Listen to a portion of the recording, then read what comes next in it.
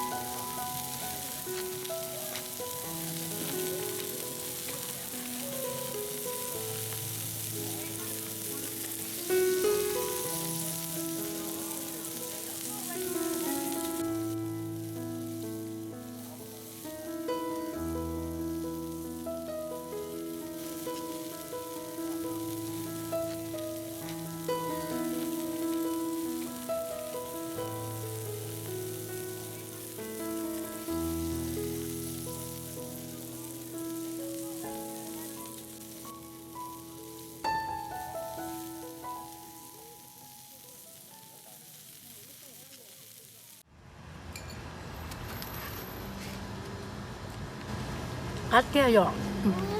Rồi nó bên nó, ok. Bé kể một nụ chơi thế là chín chơi nó, chơi ta lên nó xứ. Bé mà sẽ chỉ đồ lười rau và thế sẽ thế này tôn chỉ cho cái nó cá nhân rong lười rau của mà đi theo bé qua chọn chơi chú là nhân chơi chú nó sẽ học cá đi trả tới gì chọn chơi bé một nụ cho lò làm chơi chi chơi lò sầu lên nó nữa rong xe nên là cũng được bé, sau đó nó cá nhân rong.